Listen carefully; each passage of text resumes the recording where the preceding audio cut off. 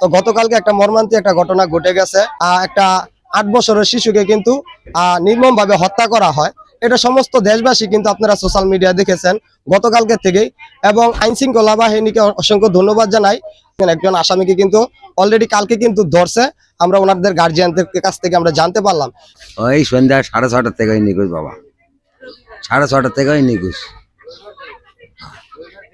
রবিবার দিন, রবিবারে না সোমবার, রবিবার দিন, রবিবারে মনে কর 5:30টার সময় আমার ট্রেন 10 টাকা নিয়ে আসছে দোকান আমাদের ঘর থেকে। ফির ঘুরে গেছে আমার কাছে, দোকানদার কাছে আব্বুকে ডাকে নিয়ে আয়। আমাকে যা কয়েছে আব্বু তোমাকে আঙ্কেলে ডাকে, আমি করে যাও পরে দামা নেয়। ওই পরে দোকানদারের কাছে কয়েছে আঙ্কেল আসে না আব্বু, এই কথা কয়া চলে ওখানে নাই বাবা রে আমার বাবা, ভাগ্নে এনে নাই। লাস্ট পাইনি পরের দিন বাবা।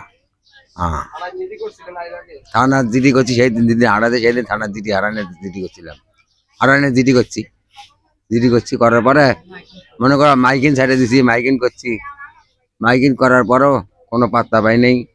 পরে ফিস 12টার সময় খবর পাই না, পরে থানার বলে একটা চোল জমা দিছে, 7 বছর চোল।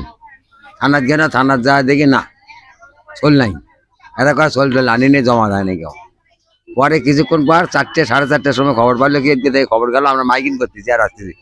থানাওয়ালা বললো বলে মাইকিন করো, মাইক নিয়ে গেছে, মাইকিন করলাম। কিছুক্ষণ পরে আমার 4টে 4:30টার সময় এখান থেকে খবর, 5:30টার সময় খবর গেল কি বলে সৈকত পাওয়া গেছে, সৈকত লাশ পাওয়া গেছে। মানে ক্যামেরা যেটা পাওয়া যাবে সেটাই তো ঠিক। ক্যামেরা দেখে দেখলো চেক করে, আর 2টার সময় 2টো পর্যন্ত চেক করছে।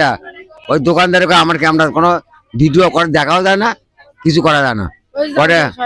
পরে ডিবি পুলিশ যাচ্ছে, ডিবি পুলিশ চেক করছে ভালো করে, ঠিক করে ইনকোয়ারি করে করছে না আমি ক্যামেরা আগে চেক করবো। ক্যামেরা চেক করে ওই যে আর 2টার সময় দেখে সব দেখা যাচ্ছে, কখন কেটা যাচ্ছে না যাচ্ছে সব দেখা যাচ্ছে।